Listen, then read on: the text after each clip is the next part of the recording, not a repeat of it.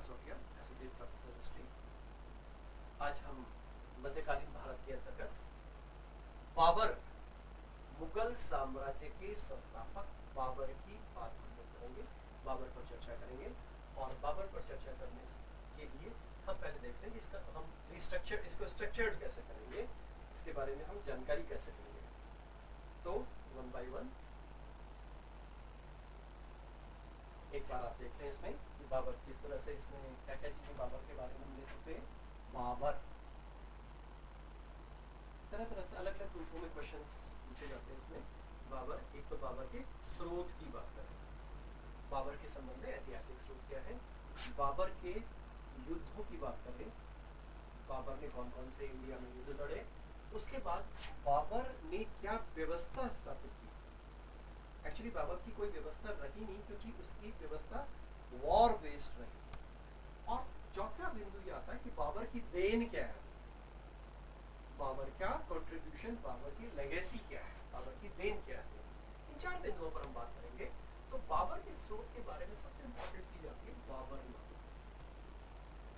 बाबर नाम, जिसकी चर्चा करेंगे। इसका दूसरा नाम होता है तुजुक, तुजुक ए बाबरी।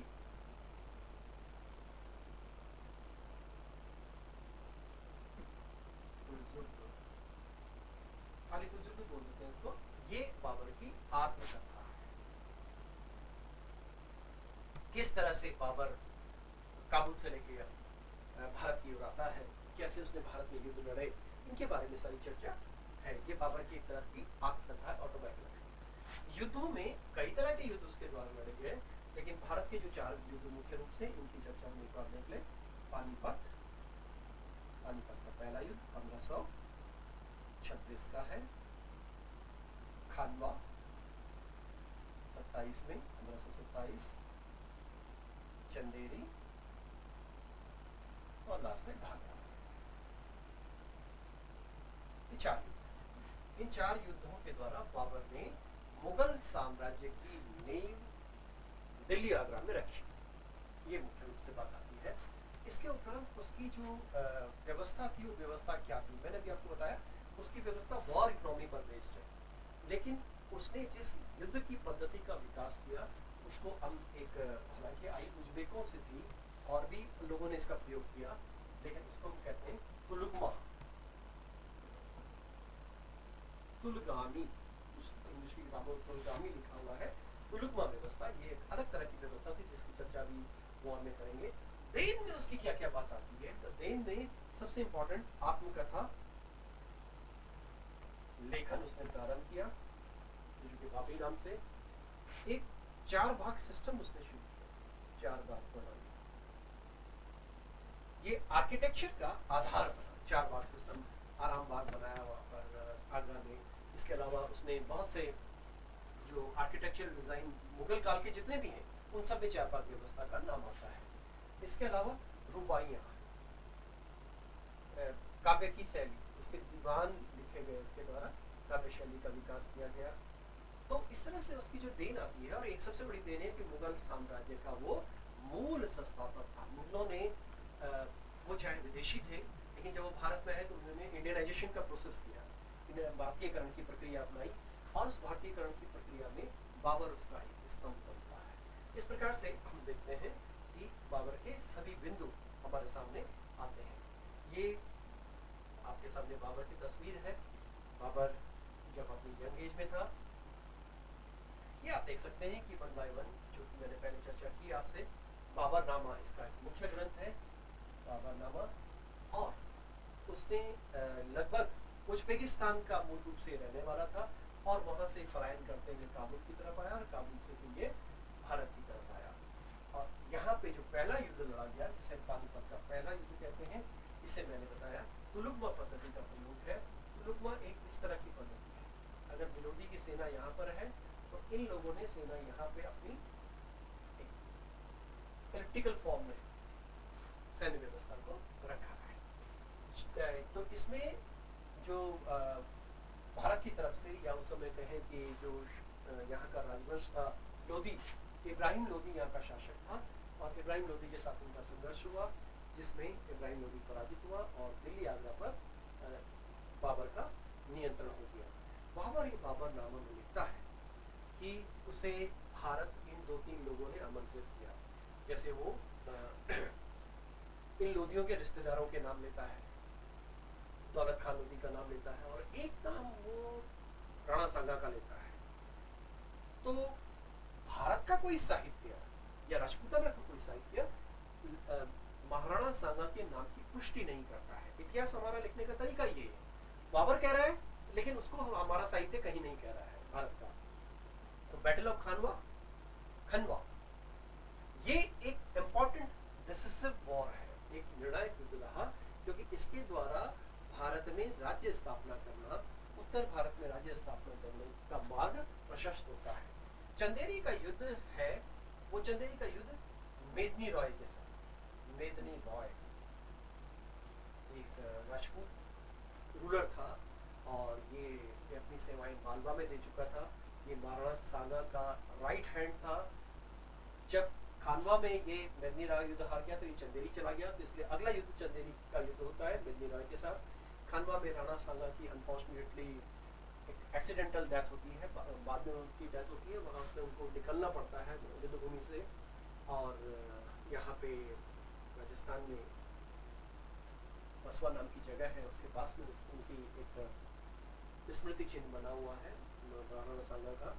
तो अपने आप में एक राणा सांगा एक ऐसा व्यक्तित्व है जिसने, ये कोई हिंदू मुस्लिम युद्ध नहीं था, क्योंकि महाराणा सांगा ने राजपूतों को जोड़ा। जब हम राजपूत पीरियड को देखते हैं, पीछे के हम ख्यातों को देखते हैं, तो वहां पर आता है कि महाराणा सांगा ने बहुत से लोगों को जोड़ा साथ में, और साथ में मुस्लिम्स को भी जोड़ा, लोदियों को जोड़ा। महमूद लोदी को साथ अपने लेके आया और वहीं पर उसने महमूद लोदी को भी सुल्तान घोषित किया। अगर हम दिल्ली आगरा जीते, यहाँ का सुल्तान महमूद लोदी को बनाया जाएगा, लेकिन मेन और लीडिंग रोल महाराणा सांगा का था। तीसरा युद्ध आता है घाघरा का युद्ध। मैंने आपको बताया था, पहले बात हुई थी कि उत्तर भारत में इस समय 2 बड़े इंपॉर्टेंट वर्ग हैं। एक को राजपूत वर्ग कह रहे हैं और एक को हम अफगान वर्ग कह रहे हैं। तो अफगानों को पराजित करने का जो काम है वो घाघरा के युद्ध में हुआ। और 1530 में आकर के बाबर की अनफॉर्चुनेट डेथ, उसका उत्तराधिकारी उसका बेटा हुमायूं का। ये आप 1 बाय 1 देख सकते हैं कि इस तरह से ये स्थिति आती है। मैंने आपको दोबारा मैं बता देता हूँ, ये बाबर और इब्राहिम लोदी के बीच में है, दोनों पक्षों के बीच में। भारतीय पक्ष में इब्राहिम लोदी है, यानी कि अफगान है, और इनके साथ और भी बहुत से, राजस्थान से हम एक नाम लेते हैं, हसन खान मेवाती, ये अलवर के थे, इन्होंने इस युद्ध में भाग लिया था इब्राहिम लोदी की तरफ से। तो इसी तरह से बैटल ऑफ खानवा ये 1527 का है। इसमें हमारे तरफ से राजपूतों की सेना और जो कहेंगे अफगानों की सेना, एक संयुक्त सेना थी, बाबर के साथ लड़ी। बाबर ने इस समय फिर वही तुलुकमा प्रणाली बाबर ने यहाँ भी इस्तेमाल की थी, खानवा में भी इस्तेमाल की, पानीपत में भी इस्तेमाल की, और यहीं पर उसने एक तमगा नाम का कर, तमगा, इसको जरा शब्द को समझ लें, तमगा नाम का ये ट्रांजिशनल टैक्स था, एक ट्रेड टैक्स, इसको उसने समाप्त किया था। उसने खुद को जिहादी घोषित किया। ये जिहादी अपने आप में एक बड़ा ऐसा शब्द है जिस पर बहुत तरह के ओपिनियंस आते हैं। जिहाद से जिहादी बना है। जिहाद अपने आप में, जिहाद अकबर शब्द की बात अगर हम करते हैं, ये अपने को जीतना होता है, लेकिन इसकी इंटरप्रिटेशन के बजाय इसकी मिस इंटरप्रिटेशन हो गई, बहुत सारी मिस इंटरप्रिटेशन हुई है। इसी कारण से आप लोगों ने सुना होगा आजकल हम जिहादी ग्रुप्स और आतंकवादी ग्रुप्स की बात करते हैं जो कि अपने को जिहादी कहते हैं, लेकिन ये मिस इंटरप्रिटेशन है। और नेक्स्ट जो चर्चा आती है वो ये कि चंदेरी का युद्ध है। चंदेरी में मैंने आपको बताया कि किस तरह से मेदिनी रॉय पराजित होता है और घाघरा के युद्ध में अफगानों को पराजित किया जाता है। इस तरह से जो बाबर ने अपना साम्राज्य स्थापित किया, या अपना प्रभाव क्षेत्र, साम्राज्य स्थापित इसलिए नहीं कह सकते क्योंकि वो उस समय वेल एस्टेब्लिश नहीं कर पाया था, लेकिन उसने अपना प्रभाव क्षेत्र इतने एरियाज में बना लिया। ये बाबर का एम्पायर है। बाबर का जो मुख्य एक नाम आता है, बाबरनामा के नाम से आता है। इस एक बेवरेज एक राइटर है, अंग्रेज राइटर है बेवरेज, उनके द्वारा इसका ट्रांसलेशन किया गया है, जो कि बाबरनामा नाम से जो है ग्रंथ, वो आज भी एक इम्पोर्टेंट सोर्स के रूप में माना जाता है। इस प्रकार से बाबर ने जिस तरह से एक नए राज्य की स्थापना की, उसके अंतर्गत हम जब देखते हैं कि एक बात और आती है कि जो मस्जिदें बनाने की प्रक्रिया मुगल काल में शुरू हुई, वो बाबर ने शुरू की। 4 मस्जिदें बनाई गई थी। इसमें से एक इम्पॉर्टेंट मस्जिद जिसका अभी हाल के वर्षों में खूब नाम हुआ है पिछले कुछ दशकों में, वो है बाबरी मस्जिद। पीर बाकी ने बनाई थी और इस मस्जिद को लेकर के, सो कॉल्ड मस्जिद को लेकर के भारी वाद विवाद रहा है और इसके लिए पूरा आंदोलन भी रहा है और ये एक पृथक अध्याय के रूप में डेवलप हुआ है। तो इस प्रकार से हम लोग बाबर को देखते हैं और बाबर का उत्तराधिकारी हुमायूं बनता है। आज के लिए इतना ही काफ़ी। थैंक यू, धन्यवाद।